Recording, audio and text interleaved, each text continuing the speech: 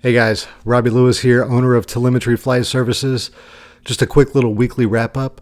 We added another 10 members to our school community this past week, and we had our first virtual conference on Thursday. It was really great to meet some of the other members in the community and start building that rapport where we can really reach out and get to know one another and help each other grow. And I'm really looking forward to seeing everybody's capability sets grow and expand as they get more and more from the community. If you're interested in the school community, the QR code that I put in all of these videos is a direct invitation. So all you have to do is screenshot the video and select the QR code with your camera, and through the magical powers of technology, you get sent to our school community, and I'll just approve your membership and we'll be good to go. And you can start reaping some of the benefits of that community, which I think is going to just continually grow and be somewhere where we can have water cooler conversations and help solve each other's problems whenever it comes to small UAS operations. So that little bit of house cleaning is done and over with. I think that was it. Oh, good news. I'm training Santa Rosa County, Florida on their small UAS program. And how to appropriately manage their program. So they're going through our established course. And then, let's see, the beginning of September, I'm doing some basically drones for real estate agents, do's and don'ts for a local real estate agency. So that's pretty interesting. So we also offer I offer my services to, municipalities, counties, cities, that kind of thing. If you're wanting to stand up your own program, I do have a separate QR code that will take them to a training request form. Pretty simple and easy. I'll do another video with that on top of all of my individual videos that are the weekly SITREP. So, you see Waze Energy here. These guys are amazing. They're partially owned by Justin Nunley, so ammo sucks. If you want to tag him in that, that's great. That's fantastic. He's a fellow veteran. I was a weapons loader for a long time, so there's a little animosity there. It's a cute little thing. These guys are awesome. Look for them in your convenience stores or in your local grocery stores. Cherry limeade, orange cream, and then this is the sour lime, which I'm pretty excited to try. I've been on a cherry limeade kick lately, so This will be interesting. All right, so this delicious beverage will power me through the rest of the SITREP, so stay tuned. All right, guys, so let's jump into the weekly small UAS SITREP, episode 2, essentially, I think is how I'm going to format these. So this is the week's small UAS SITREP over the latest stories shaping the drone operations in both the military and the civilian sectors, with if able, a parallel between what's happening on the military side and how it can impact municipalities, counties, cities, that kind of thing in your local environment. So the 5 stories that we're going to cover this week are the Army's first official grenade dropping drone test in Germany. I've got a cool backstory for that one. The Pentagon reforms the Blue UAS program to speed secure drone approvals. DoorDash and Flytrex pair up to launch suburban drone food delivery in the Dallas and Fort Worth area. That is probably not going to end well, but hey, we'll see. Consumer drones disrupting disaster response during floods and wildfires. So that one we're going to talk. That's probably going to be a longer section in this, because there's safety in mind with that one, right? And then New York City establishes a drone operations committee for emergency management, which is huge. Whenever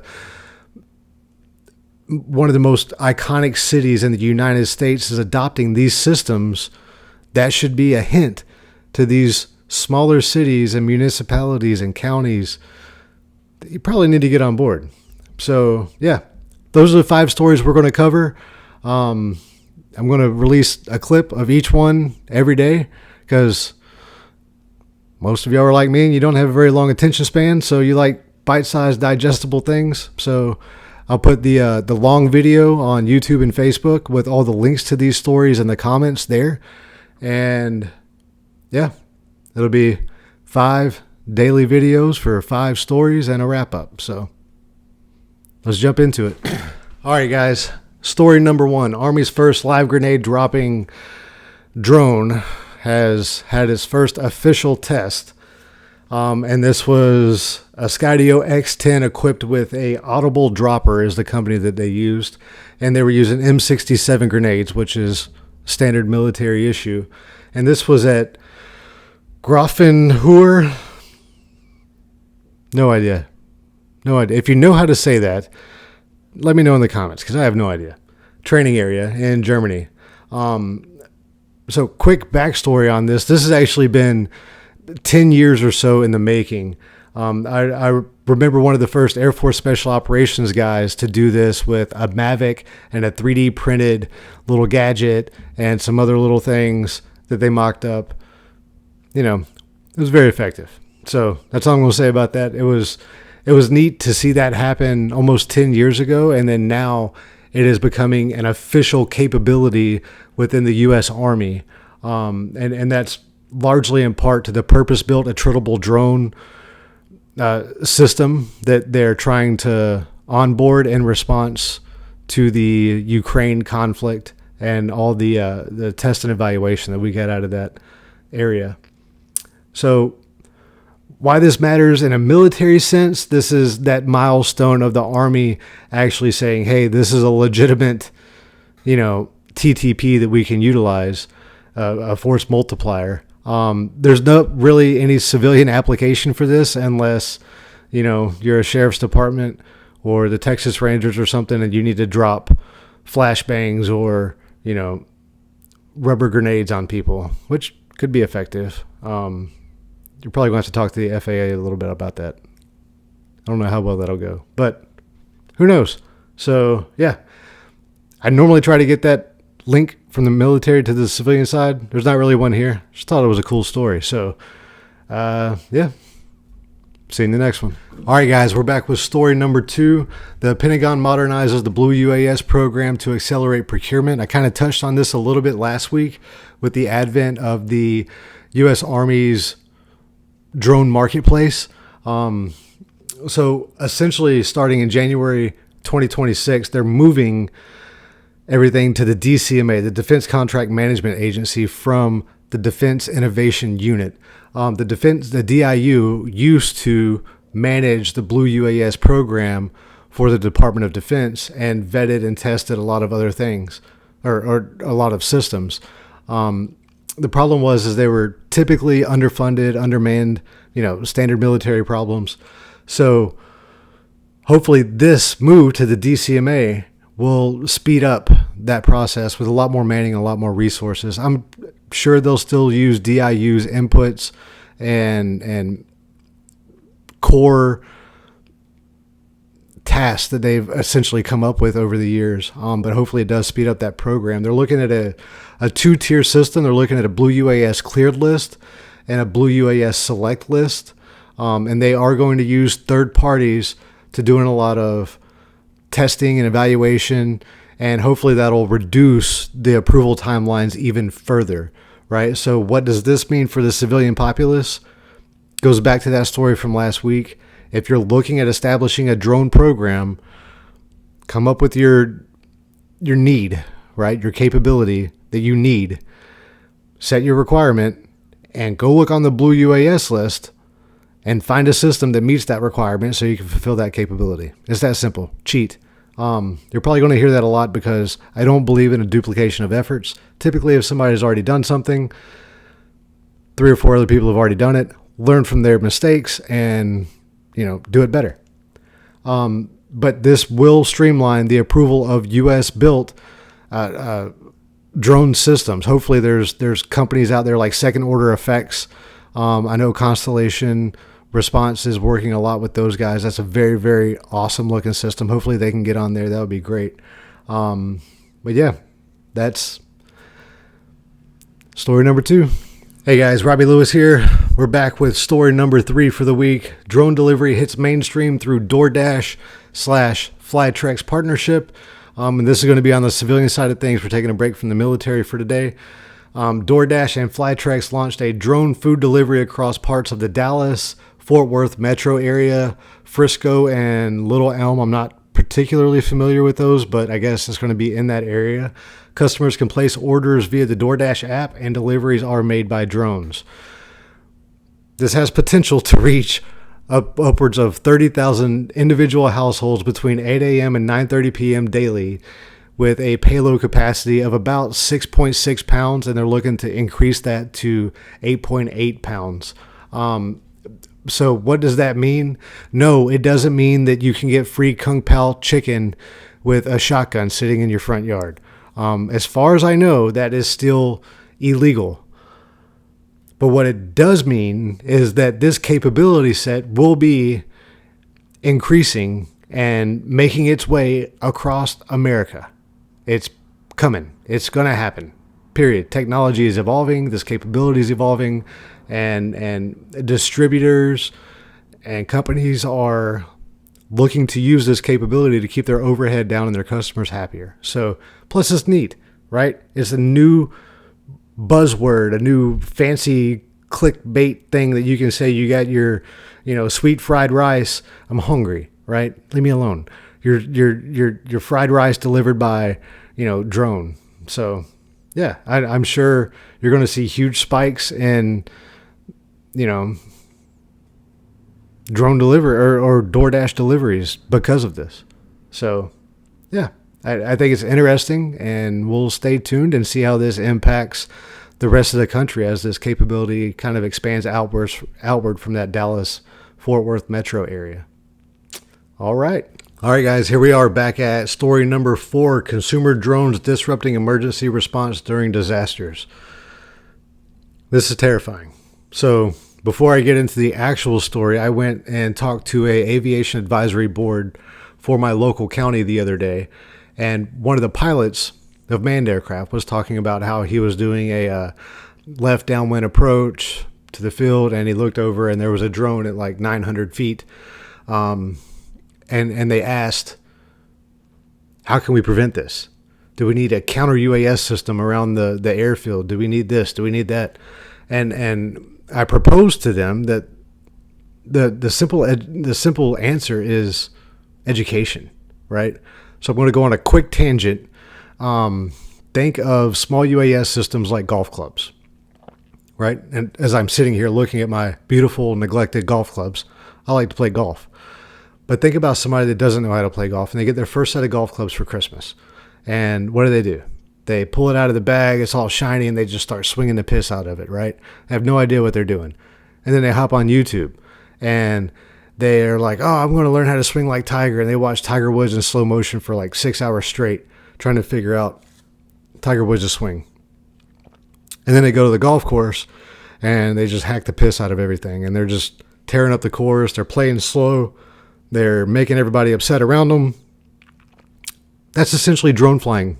I mean, it's you get a DJI product for Christmas. You have no idea how to fly it. You're not a commercial pilot, so you don't have to take any Part 107 licenses. You can go through the optional trust course through the FAA, but there's nothing requiring that. And if you happen to live in an area surrounded by airspace, you may inadvertently fly into that airspace. The best thing that you can do is get formal training. Be a responsible small UAS owner. As soon as you unpack that thing on Christmas morning and you realize you don't know what you're doing, the first time you crash it into your neighbor's house, pick it up and go, okay, I need help. I need more drone training. Period. It's that simple. So go get it. Go get educated. Find a local resource. Log on to our school community. It's not a push for that, but if that helps you, great. But yeah, you have to be educated to fly these things.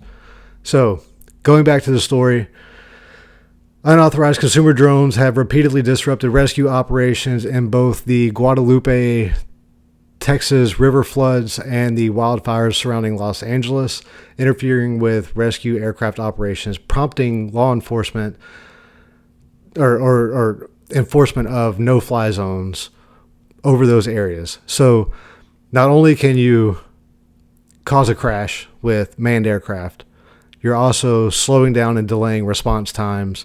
You're also impacting the ability for manned assets to do their job. Also, you're degrading unmanned operations because you're being irresponsible.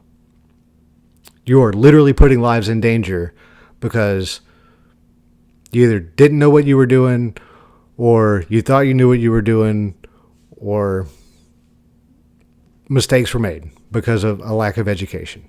So, bottom line, get educated before you go flying these things. If you find yourself in a disaster response area, you need to make sure you're checking with the appropriate agencies and having the appropriate clearance before you go launching these aircraft. Period. Dot. Full stop. That's it. That's all there is to it. I get it. You want to be helpful? No, not a thing. You're hindering operations. One interesting thing that did come out of these was MQ-9s were actually a part of the rescue operations in Texas. The Texas Air National Guard flew a couple sorties down there. But again, that's a lot of coordination. That's just a nice way to end this kind of somber story, right? All right. Last story coming up. All right, guys, we're back with the fifth story for the week. New York City establishes first ever drone operations committee for public safety. This is again on the civilian side of things. Quick little summary on this, and then I'll give you my opinion and how it translates to local use of small UAS systems. New York City has launched this inaugural drone operations committee chaired by Deputy Mayor Kaz Daughtry. The committee will oversee coordination of interagency drone deployment across municipal departments, including NYPD's Drone as a First Responder program, which I think is led by Skydio at this point. The DFS thing is really, really neat. So I'll throw some videos up and y'all can check them out. So it establishes guides and policies for emergencies such as protests, terrorism, natural disasters.